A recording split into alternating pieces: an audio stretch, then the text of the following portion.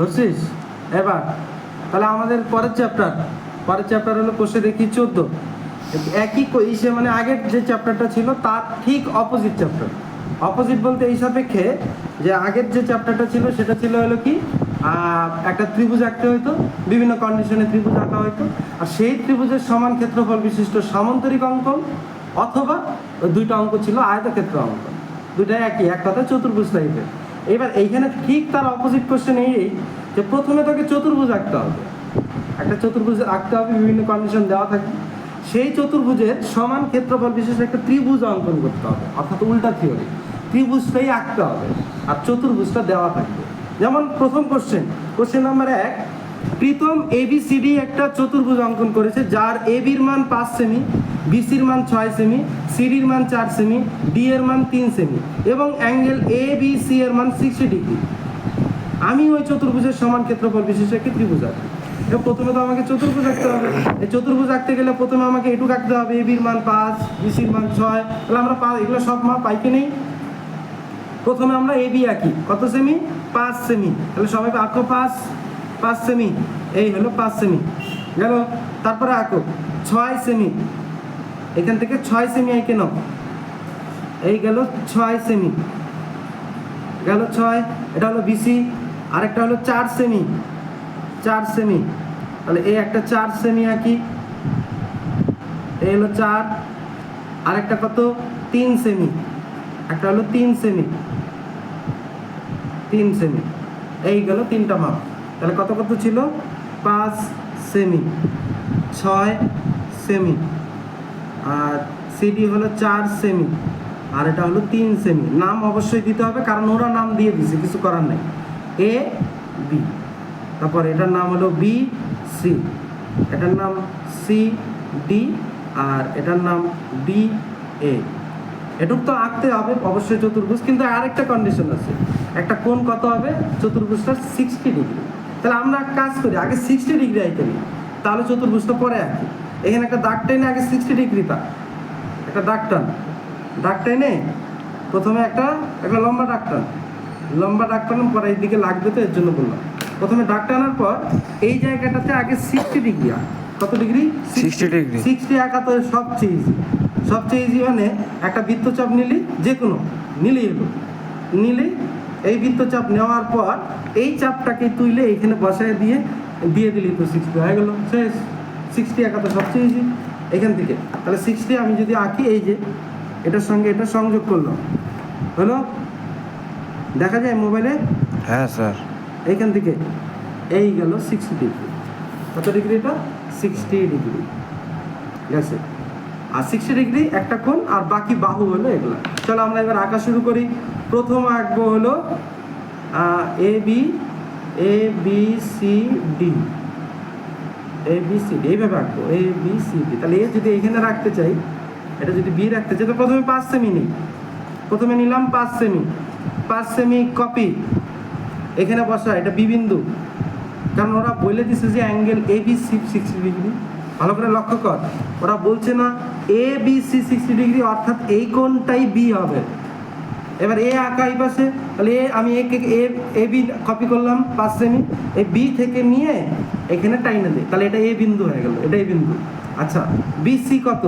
BC, এই যে এটা BC, আর 6 সেমি কপি করলাম, এইদিকে আসবো আমি BC, এই যে C, এটা C বিন্দু, 6 সেমি।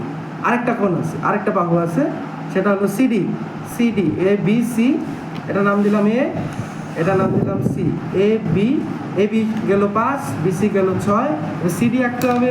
তাহলে CD কত সেমি? 4 সেমি কপি, 4 সেমি কপি। আর লাস্ট DA কত? 3 সেমি। তাহলে 3 সেমি নিয়ে এই যে এখান থেকে নিয়ে কপি। আগেরটা একটু বাড়াইতে হবে, 4 সেমিটা, অর্থাৎ এটাকে এই যে, আর এটা P বিন্দু, এই বিন্দুটার নাম D।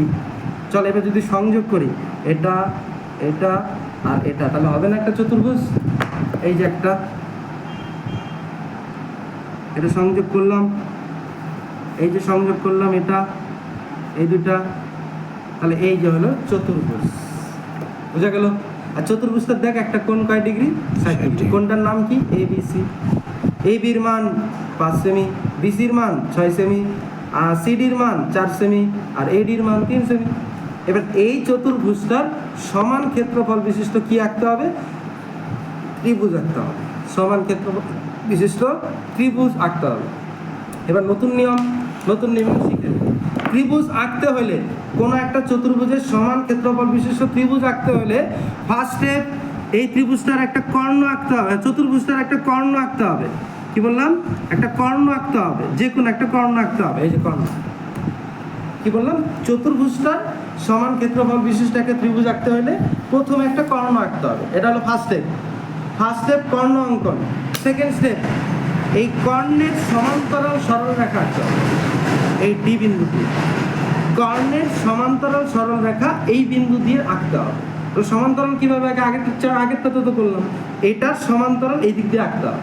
তাহলে এটার সমান্তরাল এই দিক দিয়ে আঁকতে হলে প্রথম যেটা কপি করতে হবে সেটা হলো এই বাহুটাকে কপি করতে হবে। কত সেমি যেটাই হোক, এই যে কপিটা, এটা কপি করলাম। এই বাহুটার মানটা এই যে এখানে বসা, ডি বিন্দুতে বসে আরেকটা কপি কর দিলাম। এবার পাশে চওড়া এটা কপি কর, এই পাশে এডি কপি কর, এডি কপি কর, এডি নিলাম।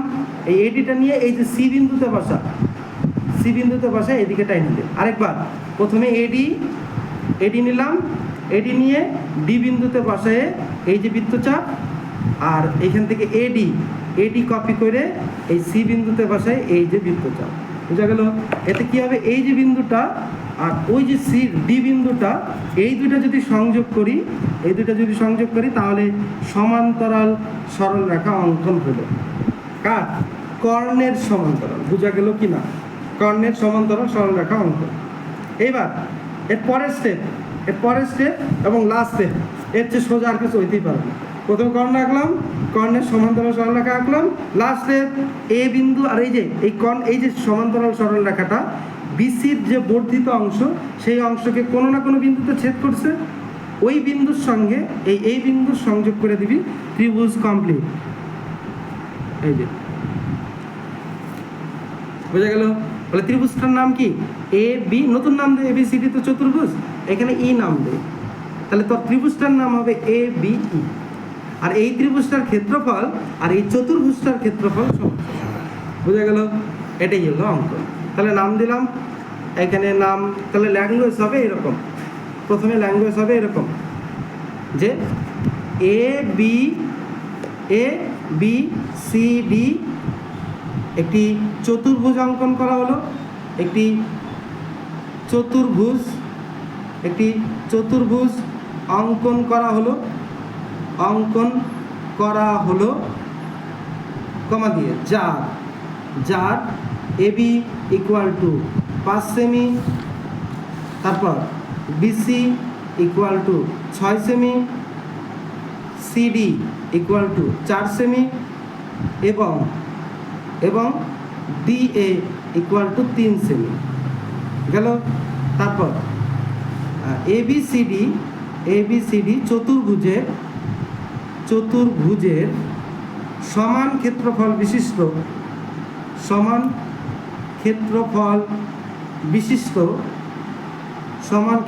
বিশিষ্ট একটি ত্রিভুজ অঙ্কন করা হলো। একটি ত্রিভুজ নাম দিয়ে দেই, ত্রিভুজটার নাম A, এখানে B, আর এই যে বিন্দুটা AB, ত্রিভুজ ABE অঙ্কন করা হলো।